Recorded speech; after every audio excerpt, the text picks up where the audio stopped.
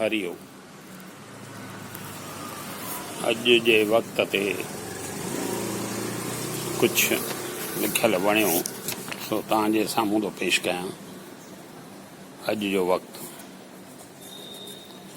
चए थो खोट त थियणी आहे पाणीअ जी नगर में, खोट त थियणी आहे पाणीअ जी नगर में, जो न कंहिंजी अखियुनि में बचो आहे ऐं न कंहिंजी भावनाउनि में, जो न कंहिंजी अखियुनि में बचो आहे ऐं न कंहिंजी भावनाउनि में। इन करे खोट त थियणी आहे पाणीअ जी नगर में।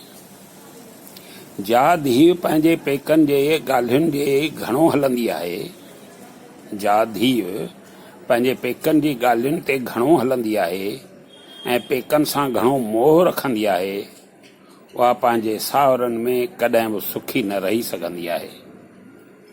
उहा पंहिंजे सावरनि में कॾहिं बि सुखी न रही सघंदी आहे। चवंदा आहिनि जेकर न्याणी पंहिंजे पेकनि जे चए ते हली शादीअ खां पोइ त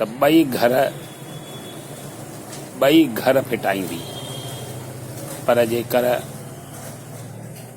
सियाणी थी हली ॿिन्ही घरनि जो नालो कढंदी आहे। तॾहिं हिन चयो जा धीअ पंहिंजे पेकनि जी ॻाल्हियुनि ते घणो हलंदी आहे ऐं पेकनि सां घणो मोह रखंदी आहे, उहा पंहिंजे सावरनि में कॾहिं बि सुखी न रही सघंदी आहे। सुठा पुस्तक ऐं सुठा माण्हू झटि सम्झ में न ईंदा आहिनि। सुठा पुस्तक ऐं सुठा माण्हू झटि सम्झ में न ईंदा आहिनि। उन्हनि खे पढ़णो पवंदो आहे, उन्हनि खे पढ़णो पवंदो आहे। सुख सुबुह जहिड़ो हूंदो आहे, सुख सुबुह जहिड़ो हूंदो आहे, घुरण सां न पर जाॻण सां मिलंदो आहे। घुरण सां न पर जाॻण सां मिलंदो आहे। चए थो सुख सुबुह जहिड़ो हूंदो आहे, घुरण सां न पर जाॻण सां मिलंदो आहे। बराबरि सुबुह त उन खे ई मिलंदो जेको जाॻंदो।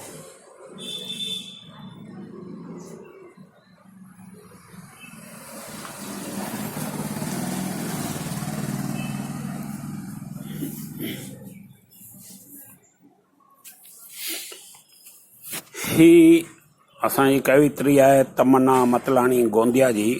उन जी सुठा अखर लिखिया, मूंखे वणिया से तव्हांजे साम्हूं पेश थो कयां। चए थी गुस्सो मानवी स्वभाव में हर कंहिं वटि अंदरि हूंदो आहे। गुस्सो मानवीय स्वभाव में हर कंहिं वटि अंदरि हूंदो आहे। कोई माण्हू ॿिए जे मथां पंहिंजी भड़ास कढण लाइ गुस्सो कंदो आहे, कोई माण्हू ॿिए जे मथां भड़ास कढण लाइ गुस्सो कंदो आहे। त कुझु माण्हू अहिड़ा बि हूंदा आहिनि जेके ॿिए जे मथां अन्याय थींदो न ॾिसी सघंदा आहिनि ऐं उन्हनि जे बचाव करण लाइ गुस्से जो सहारो वठंदा आहिनि, उन में देरि कोई न कंदा आहिनि। जेको माण्हू ॿिए जे भले लाइ चिंता करे थो, जेको माण्हू ॿिए जे भले लाइ चिंता थो करे सघे ऐं कंहिंजे मथां अन्याय थींदो नथो ॾिसी सघे, उहो ई माण्हू हर दिलि ते राज करे सघे थो।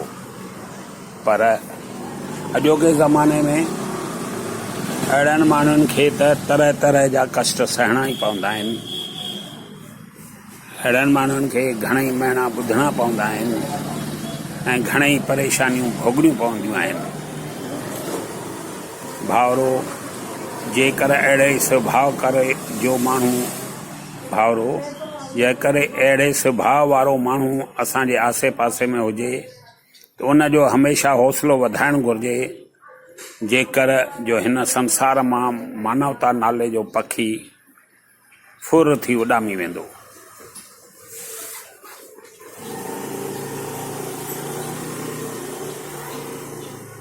माफ़ी थो घुरां, वरी थो चवां, भाउरो जेकर अहिड़ो स्वभाव वारो माण्हू असांजे आसे पासे में हुजे त उनजो हमेशह हौसलो वधाइणु घुरिजे। जेकर असां ईअं न करे सघंदासीं त हिकु ॾींहुं अहिड़ो बि ईंदो जो हिन संसार मां मानवता जो नालो पखीअ वांगुरु फुर करे उॾामी वेंदो पोइ असीं पछताईंदा रहंदासीं। जीवन में ज़ख़्म वॾा न थींदा आहिनि, जीवन में ज़ख़्म वॾा न थींदा आहिनि, पर उन्हनि ज़ख़्मनि ते मरहम लॻाइण वारा वॾा हूंदा आहिनि, पर उन्हनि ज़ख़्मनि ते मरहम लॻाइण वारा वॾा थींदा आहिनि। रिश्ता त सभई वॾा आहिनि, पर उन्हनि रिश्तनि खे मान ॾियण वारा उन्हनि खां बि वॾा थींदा आहिनि। रिश्ता त सभई वॾा आहिनि, पर उन्हनि रिश्तनि खे मान ॾियण वारा उन्हनि खां बि वॾा थींदा आहिनि। हाणे अचो त असां उन्हनि मान ॾियण वारनि रिश्तनि जे सार संभालूं। हाणे अचो त असां अहिड़नि मान ॾियण वारनि रिश्तनि जी सार संभालूं, न त असां माण्हुनि जो भलो सोचण बिना ई गुम थी वेंदा, न त असां माण्हुनि जो भलो सोचण बिना ई गुम थी वेंदा। ही कुझु रचना हुई असांजी भेण तमन्ना मतलाणी गोंदिया मां। मूंखे सुठी लॻी जेका तव्हांजे साम्हूं पेश कई। हरिओम।